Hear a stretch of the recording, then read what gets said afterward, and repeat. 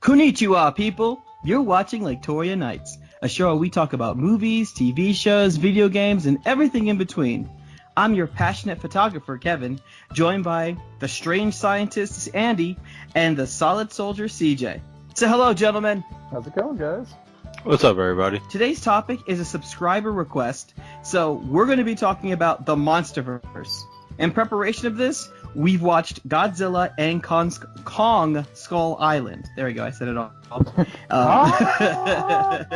I had so much to say about these movies, both good and bad. We could probably dedicate a separate episode for each one, but we were only asked to do the Monsterverse, and so we shall. So I'm going to jump right into the questions right now. From what I've seen in Godzilla and King Kong, they're monsters just protecting their own territory. I guess what I'm confused about is, what will be the overall problem that brings them together? Do you bring them together? I mean, is there a main threat? Because the only thing that I see that's really connecting the universe is Monarch's involvement. So I guess my question is, what is the overall threat? What is the reason to bring them together for us to watch? For me, I feel like, and this is me just thinking how corny movies can be, and how I'm more prepared for a franchise to fail than I am for it to succeed until I'm proven otherwise. I think they'll do something where Monarch is tired of said monsters and they try to make a mech Godzilla with artificial intelligence or something, and it goes haywire, and all of a sudden and then Kim Possible shows up. I'm sorry about that, everybody. I have to have my phone on silent, but I think it'll be something where like a mech Godzilla goes wrong or rogue from its creators, and Godzilla and King Kong have to come together to save the day or something weird like that. Wasn't that an actual plot to like Godzilla versus Mechagodzilla, where they build Mechagodzilla and they're like, "Oh no, we made a mistake," and Godzilla has to get up and kill it? But you know how these movies work. They're gonna rehash things that they used to do and then try to put a twist on it. And their twist would be adding King Kong. It's gonna be like, think of it this way: they gave you Batman versus Superman, right? But it was really Batman working with Superman towards the end. Okay, so you think it's the same thing where they're going to give us a Godzilla versus King Kong? And then they're total BFFs in... Exactly. Okay, well, how about you, Andy? What do you think the main threat's going to be? For me, the main threat's going to be King Ghidorah. Who's King Ghidorah? So, you know in the trailer, they show they're down in Antarctica, they show the three-headed, like, Hydra-looking monster. Right. That's King Ghidorah. I never knew his name. Oh, okay.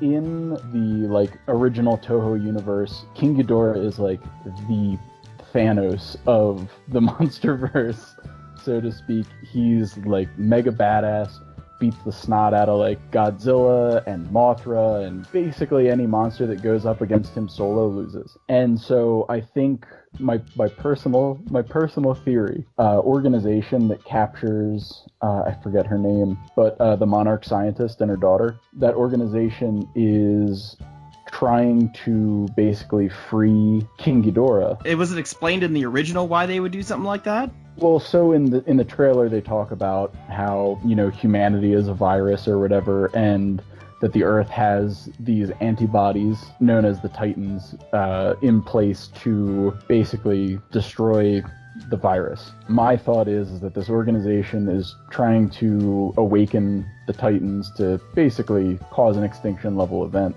But I think King Ghidorah is going to be sort of what, I guess, sets all that off. What's actually really cool is there's a website called monarchsciences.com, and it actually has like little interactive globe with locations marked for dormant kaiju activity and stuff like that, and you can also track the movements of Godzilla. And what's cool is right now, if you go to that website, King Ghidorah is listed on there as Monster Zero as well. But what's neat is that Godzilla is currently circling around Antarctica, where King Ghidorah is lying dormant, as though he's like waiting for Ghidorah to wake up, which I think is a really, really cool touch that they're adding on there. So like a week from now, if I were to go check, would Godzilla still be circling around the Antarctic, or is this just in preparation for Godzilla 2? Well, I have no idea. I mean, the website's clearly managed by makers of the movie.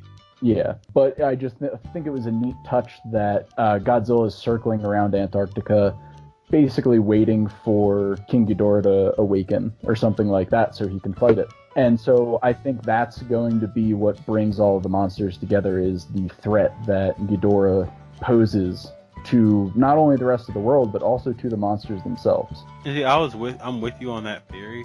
I just feel like that's going to happen in the next Godzilla movie, and then there's Godzilla vs. King Kong to come out after. Yeah. I mean, I would hope that they save King Ghidorah and have like King Ghidorah like melt or thaw out or whatever at the end of the next Godzilla movie to set up like the third or fourth or fifth in the movie franchise. I don't want to see a wasted villain like Doomsday. Yeah. No, I totally get that. Well, But what other here's villains the thing are? is, you actually see King Ghidorah in the trailer, not frozen. Yeah, and that's why I'm afraid that we're gonna get like Mech Godzilla versus Godzilla and King Kong when it comes to Godzilla versus King Kong. It's possible, but I don't know. I just think that's what's going to sort of bring them together for Godzilla King of the Monsters. And then, I mean, I think it's in the original Godzilla movie, or not the original Godzilla movie, but the 2014 Godzilla movie, where the one scientist just says, let them fight. So I think they're basically going to just allow Godzilla, who sort of roves around looking for other big fucking monsters to beat up, fight King Kong in that movie. I guess in that sense, because I guess my question is, are there any other quote-unquote villains in the whole thing? Oh, plenty. I mean... Or I guess kaiju that would be considered villains, I guess. Because in Godzilla, they kind of established that kind of quickly, going, oh yeah, well, we're going to blow them all up. And the other scientist is just like, whoa, no, he's on our side. Just let them fight. He's going to help us out. And then as you kind of see Godzilla and he's kind of helping things out, you're kind of like, well, why is Godzilla helping us? Did they ever explain why he was helping? Because it kind of felt like he appeared and said, all right, you're dead. He's there you're to done. create balance. Yeah. Like, I probably missed that part. So things don't get out of hand, because he wanted to stop them from reproducing. Yeah, he knew about that. That's right. So it was more of, I'm not letting this get out of hand. I'm restoring the balance, like the circle of life, whatever. Mm-hmm. And then I'm going back to the ocean. Yeah, I mean, if in the trailer, remember how they say, like, the Earth created, like, antibodies for this virus? It's essentially the monsters. And so their job is effectively to keep everything in check. That includes us. All right, well then, I guess they'll move on to my second question then. After seeing the trailer for Godzilla 2, how many monsters are left to introduce? I mean, it isn't... I guess in the trailer they talk about how there's 12, but I can only remember 5 of them. I'm just wondering how big this movie franchise really is going to be, or if it's just going to be Godzilla for like a trilogy and then it's done. Godzilla with King Kong and then done. What I honestly hope is that I want to have kind of like a universe where it doesn't have to be so intertwined like Marvel, but knowledge of events happening throughout all these movies just kind of take place. I don't need them to join together necessarily. I feel like they can all be separate movies in a shared universe. We're going for, like, a Worlds of Godzilla type thing. I would rather have something like that than have the Avengers version of Godzilla. Okay. Well, I guess the thing is, I don't know why they called it a Monsterverse. That's my thing, because King Kong could have stood on its own. You could have just like, oh yeah, Monarch's in this movie, and they do use...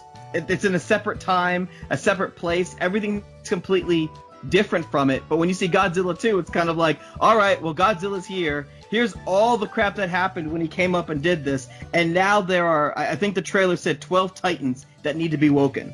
And it's kind of like, all right, so is King Kong one of those Titans? Is this kind of like Godzilla, Mothra, and who else helped out? Was there someone else, or was it King Kong? Technically, King Kong's already awake.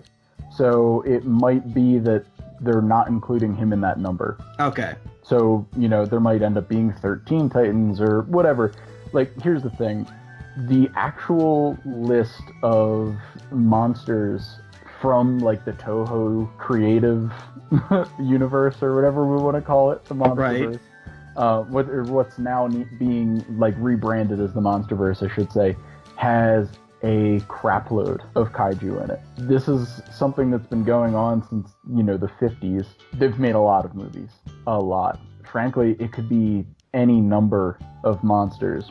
Because of my theory that King Ghidorah is going to be the overwhelming villain of this movie, I think the monsters that we're going to see or in Godzilla 2, if they add more monsters, would be some of the monsters that from like the Showa era of these kaiju movies, from the movies like Destroy All Monsters. I don't, as much as I'd love to see, something like Batra show up just to be the counterpoint to Mothra, I don't think we're going to see that, at least not for a while anyways. The monsters that I'd love to see that make an appearance in this would be Anguillus for one, or Anguirus. Things get funky when you start romanizing the names. Manda, Gorosaurus, Baragon, Varan.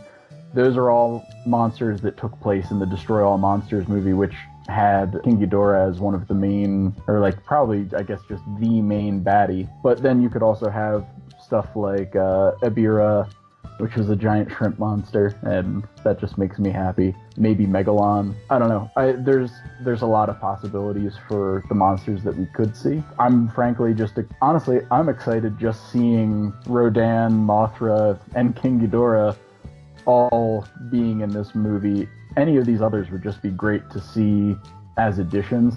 If they don't show up, it probably just means that they'll be implementing them in later movies. How many movies do you think this is going to happen? I know I hate trying to make this comparison to Marvel, but considering Marvel is the first one to ever do something like this, it's kind of hard to say, well, how many movies do you think they're going to make for Phase 1? Do you think there's going to be a Phase 2? Marvel is the first one that did something like this in modern times. I want to remind you that the Godzilla series has been around for a very, very long time. So then for the Godzilla movies, like Mothra, has he had his own movie? Mm-hmm. And I guess, I don't know all the monsters, so I'm assuming that all those other monsters had their own movie that didn't include King Kong or Godzilla. Well, so Mothra, I believe Mothra's first movie is Mothra versus Godzilla. Although, you know what? No, I think there was an original Mothra. It's been a while since I actually looked into this stuff. But yeah, no, I'm pretty sure Mothra did actually just have a standalone Mothra movie. But there is one where Mothra fights Godzilla. So then there are certain movies where there's monsters that exist in this universe that had their own movie, kind of similar to They get their own origin story. Okay. All right. Well, after watching both movies, I'm kind of like, all right, I can get on board with this. I like I said before, I enjoyed both movies, and I'm now excited about Godzilla 2. And I know during our Comic-Con video, you're just like, oh my god, Godzilla 2, I can't wait. And I'm like, dude, all right, that stole the show for me. Literally no other trailer mattered. Yeah, I think we're probably going to get at least, not including the movies that we've already seen, I'm going to say 5 more. That's actually the exact number that I was just thinking of. I'd love to see more. I would love to see more too. I'm only saying 5 more just from a practical budgeting standpoint. Yeah. I don't see them going as deep into the rabbit hole as, say, like a Marvel, or as shallow into a puddle like DC. Ouch. But or Aquaman. Yeah. But I see 5 more movies coming out. I just want to add, I was watching King Kong, so I wanted to watch it again before the show, and I noticed that for a while I was sitting there because, we just got off of a hot Marvel summer. It was Nick Fury, Captain Marvel, and Loki taking NWA as portrayed in Straight Outta Compton into the jungle. That is a little crazy though when you think about it. The two black guys in King Kong were Dr. Dre and Eazy-E from Straight Outta Compton. Yeah. And I couldn't get out of my head for the longest time because I was just waiting. I was just like, and I've seen the movie before, but every time Tom Hiddleston's character would do something, I'd be like, Loki's gonna betray you, don't trust him. Wait a minute. Crap, this is the Marvel movie. I'll take it back, never mind. And I'm waiting, when does Nick Fury lose his eye in this movie? Oh wait, that's not Nick Fury. Now he just gets crushed by a monkey. This must be when Captain Marvel gets her power. Yeah, I don't know. I could see, like I said, I think 5 would be a good number. I'd love to see more, but I think unless they start introducing some of the like alien species, because there's a lot of alien monster hybrids and stuff like that during like the early Showa, or I guess the late Showa era. And then it gets into a lot of the very end of that is when they start introducing Mechagodzilla, and then the Heisei era of the kaiju movies involves a lot more of like space and mechanical creations and, you know, weird altered monsters. And while I think those were good, I personally would not mind if it just stayed with the au naturel titans, so to speak. And like I said, listeners, if you want more than 5 movies, go see them. Yep. The best way to get more movies, give them your money. That All said, right, I do really want to see a Batra v Mothra movie. I think that would be really good. All right, then. Well, then this kaiju battle is going to have to end with this episode. Any final words on the Monsterverse? I'm actually really excited for it. Same. It's so refreshing seeing, like, when you see all these movies that are coming out where it's just, there's been a lot of, I guess, not spin-offs, but people just remaking the same movie. And this does fall under that category. But fuck if I don't love giant monster battles. This is the one time where I want to see them revitalize a series, basically. I feel like monster battles are just like a universal guilty pleasure. Yeah, exactly. All right, then. Well, then, I want to give a shout out to David Brown for the idea for this topic. Thank you very much. I also want to thank everyone else for watching. Please like and subscribe.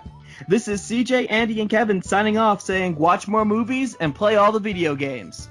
Later. P.S. for 90s kids, if it wasn't for Godzilla, you wouldn't have Reptar.